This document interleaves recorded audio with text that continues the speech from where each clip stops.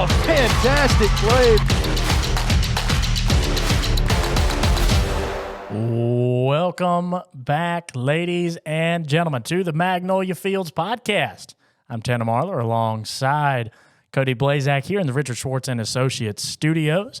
We are still neck deep in football playoff season. It's crossover season. We got to watch one of the most exciting basketball games in recent memory last night. Respectfully, who cares about football after last night? I mean, I still do, and we'll get into that in a minute. But oh my goodness, what a game. Last night was special. I mean, granted, now Canton does not have its football players back yet, but Leake Central last night takes on Canton at Leake Central.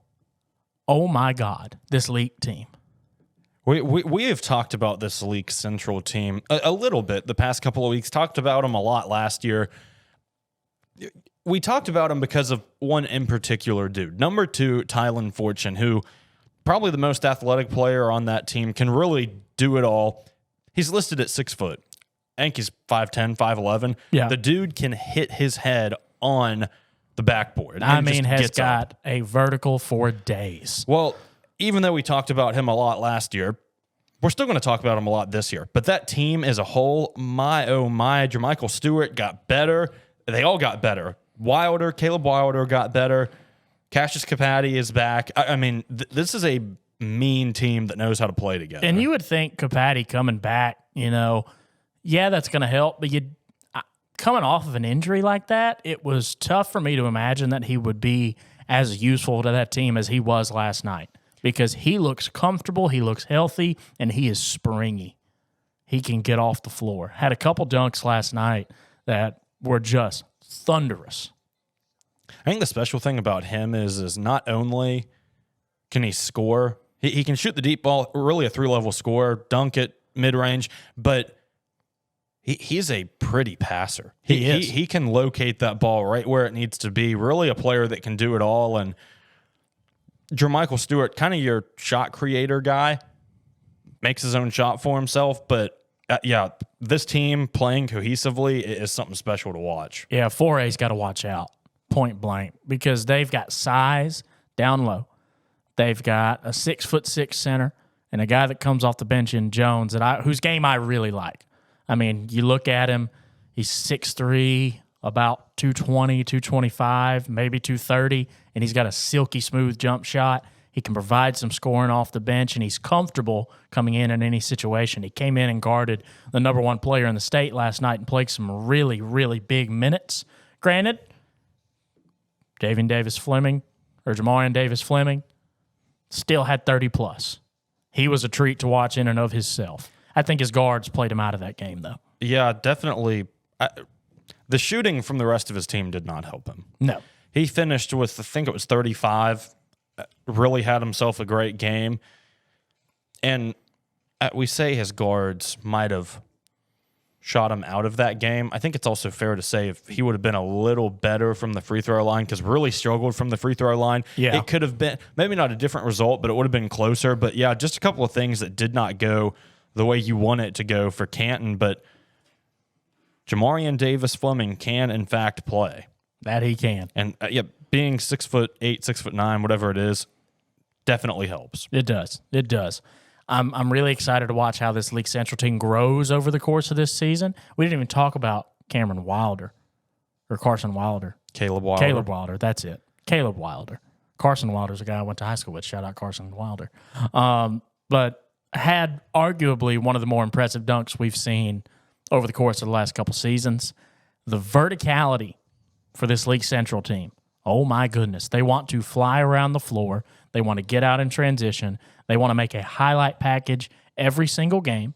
And I think a lot of it's due to this new coaching staff they've got. I think they're really letting this very talented, very athletic group get out and play, get out and run, have fun with it. That's the most fun we saw a Leake Central team have in a long time. Well, I think they did put together a highlight package last night. Ain't no think. They did. It was, yeah. I mean, you come out, you mentioned Caleb Wilder. 2 minutes into the game, dude flies out of nowhere, takes off and slams it home. And just in years past, we've seen a lot of forced efforts and shots from Leake Central. Yeah. And a lot of forcing it to Tylen Fortune. And this year, or at They least don't have last to do night, that. They don't have to do that. they don't have to do that. They had four, to what I remember, they had 4 players in double figures. Yeah. Capati, Stewart, Fortune, and Wilder.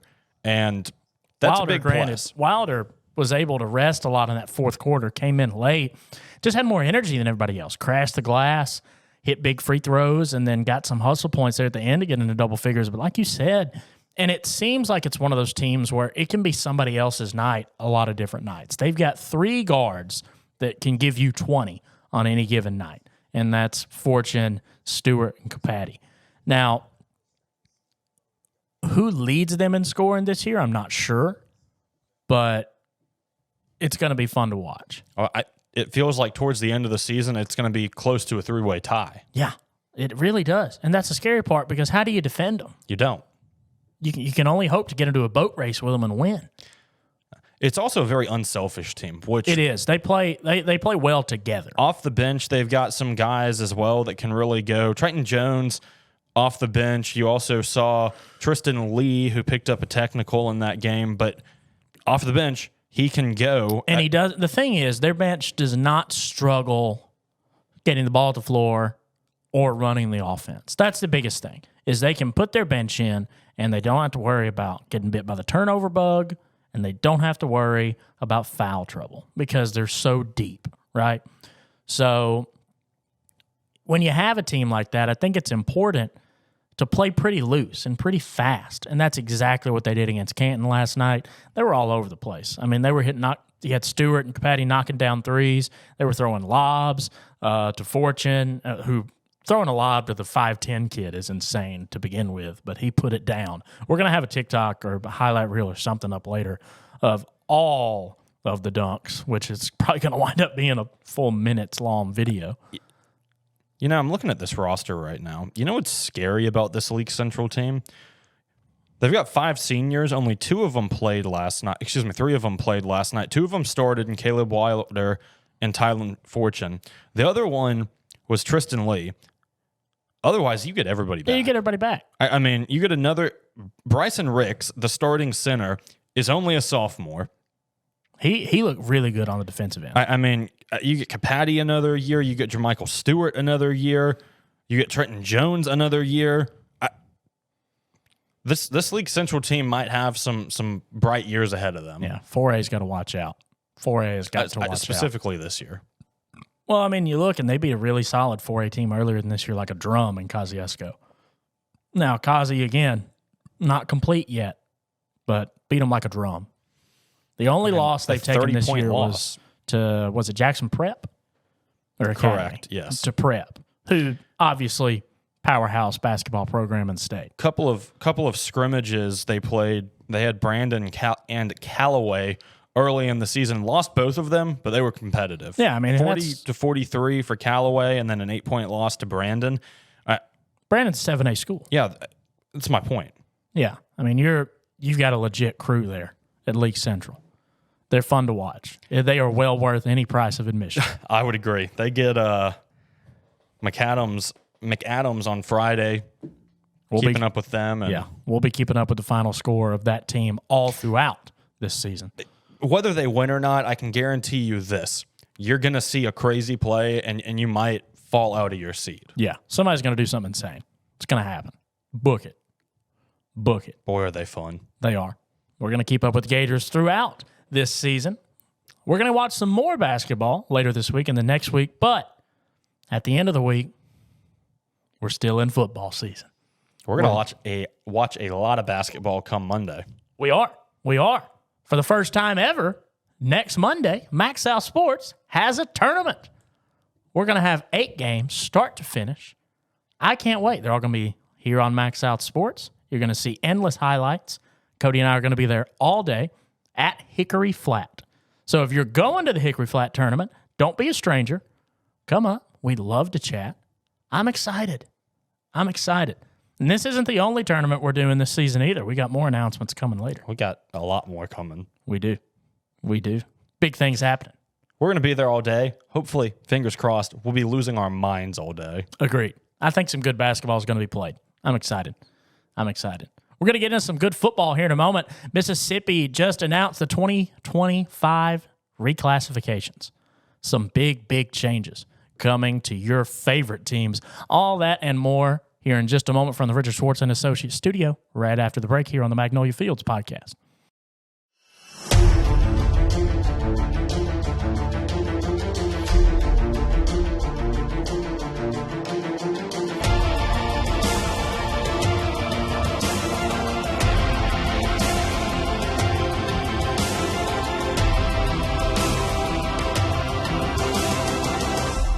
If you've been hurt in a car wreck, you know who to call. Call me. Remember, one call, that's all. Welcome back to the Magnolia Field Studios, brought to you by Richard Schwartz and Associates. One call, that's all. Back here from the Richard Schwartz and Associates studios, Tanner Marlar alongside Cody Blaszczak on the Magnolia Fields podcast. Reclassifications are here, Cody. They happen once every few years here in MHSAA action. And every time it does, some bigger storylines emerge. And shoot, this year's no different. Oh, my goodness.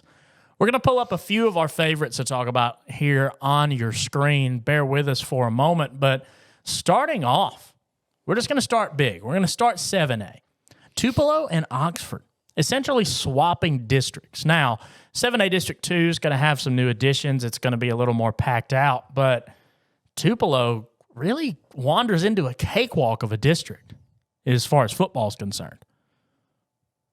Yeah, have fun advancing far in the playoffs every year. Well, we talked about them having the undefeated regular season schedule this year. If they don't lose a non-division game next season, I don't see them losing to any of those teams.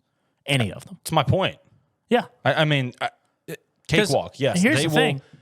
I also think this eliminates, we talk about Tupelo in the playoffs and how, well, they kind of choke. It makes it a lot harder to do that now. Well, it does and it does. I mean, they're still going to have to play some really good teams in that second and third round. But here's the deal. You know, this Tupelo team, the question mark right now is, well, what are you going to do at quarterback after Gillen leaves? Because you get Hill back.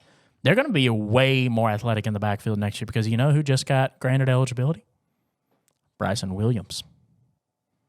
Nettleton transfer. Oh, boy. It's going to be fun. It's going to be fun. And I'm told he's probably going to hoop at Tupelo too, so we're looking forward to seeing that. But as for Tupelo moving into that division, I don't see who stops them. I don't see how they don't finish next season with an undefeated record again. They're not going to be as good defensively, I don't think, but I think they're going to be so dynamic in the backfield that it doesn't matter. They're going to be a tough team to stop. Yeah. Again, I have a hard time believing that they won't at least make it to the state championship this year, if not win it.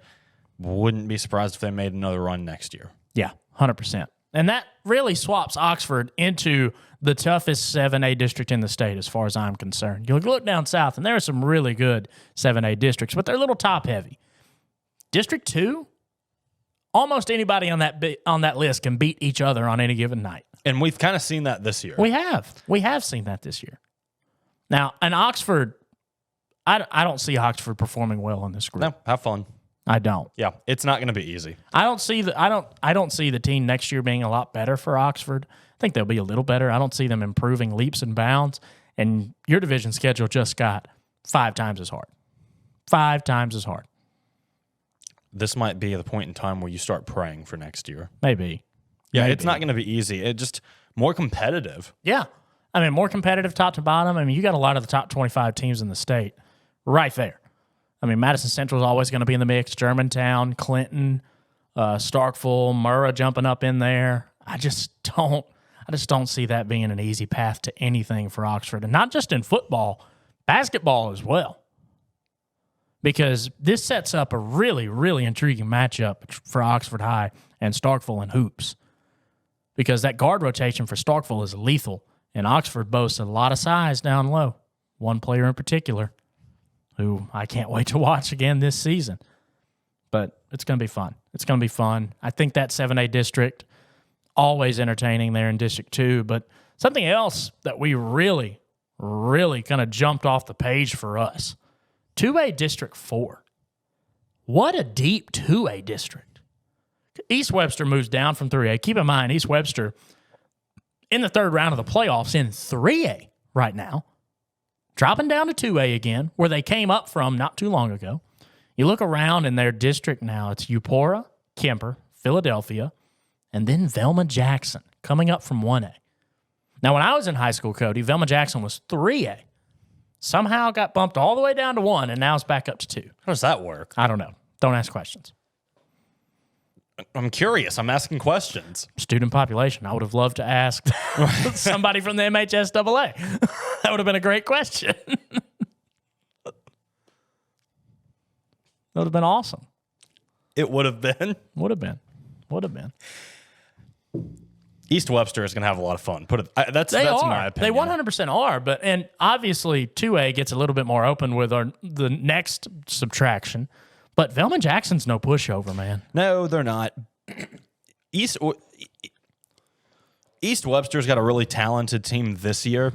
There are other teams that have national recruits that are playing in 3A. Yeah. Which is why I don't think they have much of a chance this year. But quite frankly, if you take away that 5-star receiver and that 4-star quarterback, the game's a lot more interesting. I'm not going to say East Webster wins them. It's a lot more interesting. But I can't confidently say that they're not going to win. Yeah, no, I'd agree with that. And I think that the supporting cast for Choctaw County is really underrated as well. I think KJ Cork's a fantastic quarterback, and their running back tandem they've got in the backfield's dynamic. I agree. I think as far as it goes for Choctaw County, though, you focus on Caleb Cunningham, and the other he guys can just do beat what you he to does. death. Well, he does what he does, but he also can be used to just Throw everyone. Yeah. So, I mean, it's just one of those things where you're right. The supporting cast is probably underrated, but in the grand scheme of things, Caleb Cunningham does a lot more than just be a receiver. Agreed. But that's your 2A District 4. I think there's a very realistic chance your state champion in 2A next year comes out of that region, and it's either East Webster or Velma Jackson. And I say that because our next school will no longer be in 2A. Calhoun City, who we have picked to win 2A this season. Oh, I have them picked to win 1A regardless next year. Moves down to 1A. Keep in mind, moving up from 1A as well, there's not going to be a Baldwin in there next year. A couple other good teams moving up from 1A into 2. Calhoun City bumping down to 1A. Who beats them? No one. Vardaman? I don't think anyone does. Vardaman may be the only one in that district with a shot. I just don't know. I just don't see anybody in 1A waxing that team. Well, waxing and beating are two different. I don't think that. I don't know who I see beating that team. I don't see anyone beating Calhoun City.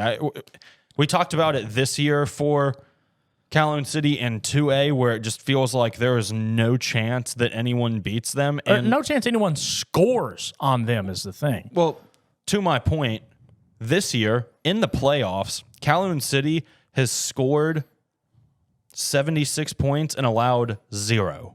Nobody has found the end zone. Yeah.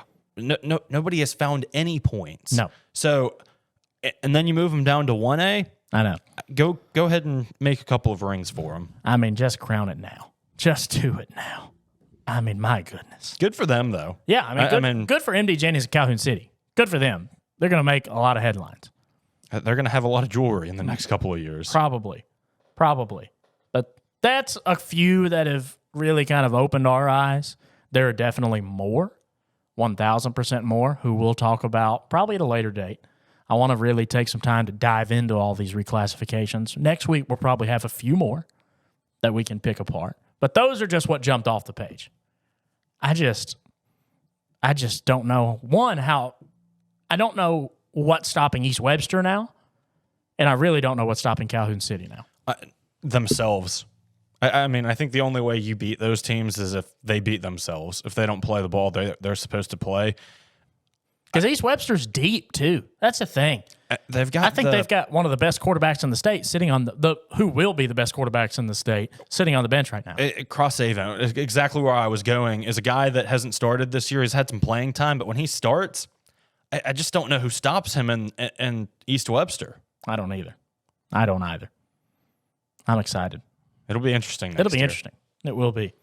It will be. We're going to take a quick break, come back, and let's talk some more football, right? Let's talk about this week's game of the week and the rest of the playoff picture. All that and more here in just a moment from the Richard Schwartz and Associates Studios of the Magnolia Fields podcast. Stick with us.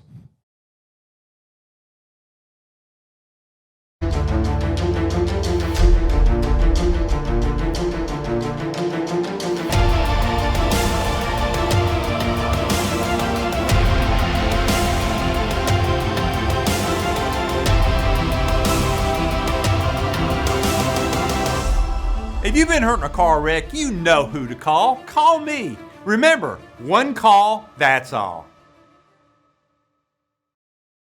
Welcome to the Richard Schwartz and Associates Magnolia Field Studios. One call, that's all. Back here from the Richard Schwartz and Associates Studios, Tanner Marlar alongside Cody Blaszczak. Just putting in our lunch order. I was curious if you were going to mention that because it's a behind-the-scenes look. Nonetheless, let's talk playoff picture, okay? We're going to start off in 2A. I'm very excited. Do we really need to look at 2A? We kind of just said Calhoun City is this, that, and the other. Let's look at the path to get there, starting with 2A, okay? You look at 2A. This is the top side, right? Top side of the North. Union, here in round 3, right? Lost a lot of good talent last year. They're back, all the way back. And I think they beat Northside, to be quite honest with you. Not only do they lose a lot of talent, they're the 4 seed out of Region 4. A miraculous run here. Of course, they match up with Walnut, not the best high seed. Then they get LaFleur, who's really not bad, and they squeeze out the win. I'm impressed, Union. Squeeze out. It was a 22-point win. I mean, they managed the win. I'm impressed. They've done what they've needed to do. And again, as we've said, I think it'll be a different beast when they meet Calhoun City, if they meet Calhoun City. Well, I think they do. I don't know if they beat. I don't know if they lose to Northside. So you're thinking North half is Union, Calhoun City. I'm thinking so. Northside beat Philadelphia 26-6. That defense is pretty solid. For Philadelphia, only put up 6, but who knows? I think Union takes the win, and we get a rematch of last year's North half. I think Calhoun City takes this year's. I think that's fair. I still think Calhoun City is going to just run through everybody. Maybe. But let's look at that side of the bracket real quick into see Calhoun City's path forward. We're going to go south real quick. Raleigh going to take on Lloyd Star in round 3. Raleigh trying to get to the south half. Okay. Shout out Raleigh. But a really good look for this Raleigh team. Another team in Raleigh, similar to Calhoun City, hasn't scored as many. They've allowed that many points. 0. They have allowed no points in the playoffs. That Raleigh defense is stiff. On into 3A. Real quick, going back to that. Go ahead. Wouldn't it be cool to see Raleigh and Calhoun City both make it to the state championship, allowing no points through playoffs? That would be insane. That's a generational defensive run. That would be fun to watch. Let's move on, but it just hit me. I was like, that would be generational defensive run. Yeah. We may have to make the trip to Jackson. Or not Jackson. No, I agree. To see two teams that's what I'm saying. Yeah, that would be insane. I do want to make that trip either way. Maybe just make it a dude's day. A dude's day? Dude's All day. right, let's do it. Dude's day. Dude's day for state football championships. Make it happen. We'll see. On into 3A and what's remaining of that slate. 3A. You get Rosa Fort and Choctaw County. Choctaw County takes the win over Winona. I think that was their ticket to North half. I don't see them having a lot of problems with Rosa Fort. Now, Rosa Fort, I think, could give them a little bit of a headache. They've got a really good running back over there. They've got a really good run game. I think they could be a little bit of a thorn in the side of Choctaw County. I don't think they come away with the win whatsoever. Choctaw County takes this one. Rosa Fork could cause a little damage. Make some noise. I'm sticking to my initial prediction. Choctaw County, Noxubee County, State championship. Probably will have your minds blown, More than likely. but I'm sticking to it. More than likely. I've been high on Choctaw County all year. Thought that they had a real good chance, and they get past Winona, which initially you thought would be a thorn in their side, could win. You ended up picking Choctaw County, but I think they continue to roll. Yeah, I mean, they beat Winona 41-27. That Winona defense not as stout as it was last year. Choctaw County, it's always good to beat last year's state champions, and they did just that. Looking a little further into 4A, Mississippi came out there further. Yeah, I did. Wow. I know. How about Shannon? How about them Red Raiders? How about them? I wanted Kosciuszko to go far. Yeah. Because they were a team that's young and they're really fun to watch. And they were up, I think, 20-18 or 20-19 with going into that fourth quarter and just couldn't hold on. But props to Shannon for getting it done. And you're a win away from a north half. Yeah. And I think that I think they take this. Because here's the deal. West Lauderdale, I go back to round one, although they did beat Houston, which crazy. West Lauderdale, going back to round one, let Ripley put up a good bit of points. They did do that. I think this West Lauderdale Shannon game is one that's not very high on some people's radars, but should be. Could be. West Lauderdale put up 25 against Houston and only surrendered 7. Yeah. I think Shannon moves on, but I think this could be a good one, at least one to keep your eye on. Could be a high-scoring or a low-scoring affair, excuse me. Think we could see something here again, 20s to 20s? Something around that range? Yeah, something around it. I don't think this is going to be a game that someone wins by 21, 28 or more points. I agree. I think it's going to be a tight one. I'm excited. And that, they're playing for a north half berth. Big stakes here for Shannon and West Lauderdale. I got the Red Raiders. I do too. You talk about playing for north half, though. Whoever they're going to play, it's not going to be easy. No, because let's look at the other side of 4A really quickly. And we know what game lies ahead this week. Forest and Quitman, right? Coming out of the south half, potentially. Forest with a chance there, but Quitman obviously on a little bit of a roll. So we'll move on into the other side here of 4A. Should have Louisville and New Albany this week. Which is must watch, must see. Must see. That'll be a great game. We got to see New Albany and Itawamba Agricultural last week, and oh my gosh. You talk about Friday, an incredible football game, and then you and I get the Tuesday night basketball game. Fun times. Oh, my Lord. Just a whole lot of good sporting events going on. It's been special. Fun times. Not a lot of time left. We're going to try and fly through 5, 6, 7. Okay, so 5A, I think West Point rolls through that. 6A, Grenada should run into South Panola again at some point, but I don't see South Panola, even if they come into that one ticked off, taking the win. I'm not sure it matters. I don't think so either. South Panola lost by a lot regular season. They may not lose by a lot, but I do not think they will win. 7A, we think Tupelo rolls. Very the much north. so. Agreed. They should at least. Starkville Tupelo could get interesting, though. It could. That's this week. On into 1A. We missed it off the start, and for a very specific reason. Because, ladies and gentlemen, we are headed this week to Vardaman and Baldwyn. You're heading. I'm heading. You're not. I'll be there. This is Cody. I missed the Tisch game. You miss a playoff game. I'm actually going to a playoff. You are going to a playoff game, an NCAA playoff game. But we're headed to Vardaman and Baldwyn. I'm excited. You should be. This is another good one. This should be a really, really good game. I mean, you look at coming into this game, there are a combined 22 wins and 1 loss. Yeah. That's insane. These teams have won a lot of football this year. Vardaman just handed it to Coffeyville 48-6. Baldwin, always a solid team. And they just handed it to Faulkner 49-13. Yeah, this should be a very fun game. It's undefeated Vardaman playing a 1-loss Baldwin. Things will get interesting. And that 1 loss for Baldwin came to East Webster. Yeah, So- who's could potentially Beat them by 49 points too. Yeah, I'm taking Baldwin. I'm torn. I'm torn here. I am taking Baldwin. I'm taking Dylan Johnson. I think I'm going to take them as well. Taking the Bearcats to advance to North Half. That's about all the time we've got here. As always, thanks for joining us on the Magnolia Fields podcast. We'll catch you next time here from the Richard Schwartz and Associates Studios. Sign it off.